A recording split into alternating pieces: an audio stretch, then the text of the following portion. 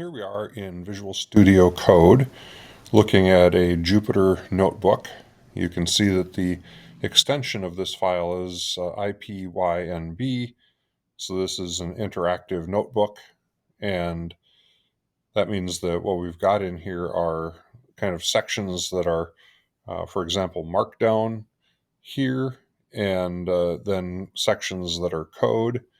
Notice that the sections that are marked down, what I can do is edit or preview or delete these sections.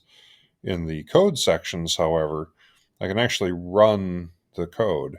And so if I run the code here, what's going to happen is that we'll end up generating some output down here right underneath the code block. And it says, hey, the name is John Doe. And it says that it installed CSLA 6.2.2, which is, as of this recording, the current version of CSLA. If we look at the code block, we can see that it starts out with a hash R, which is a reference to a package. So we're referencing NuGet and the current version of CSLA, whatever that might be out of NuGet. Then we're using some different namespaces here, creating a very simple business class. So person edit comes from business base, so it gets the rules engine and everything, all the other goodness from CSLA. One simple property, a name property that is of type string, and then a create operation method so the data portal can create an instance of this thing. And of course, it will be initialized with the name John Doe.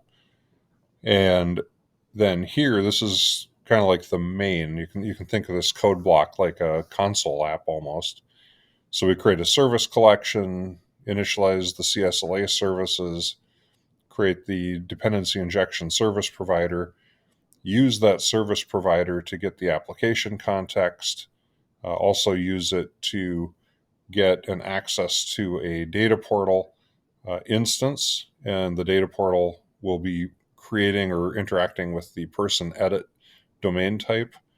Then we ask the data portal to create an instance of a person edit and then output the person.name. So very simple, very straightforward.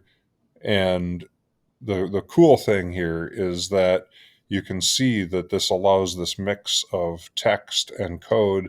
The code is something that is executable, and in fact, a person with this notebook can edit the code and play with it. It's like a sandbox.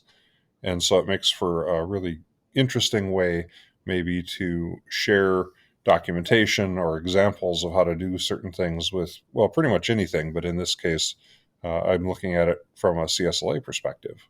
Thanks for your time.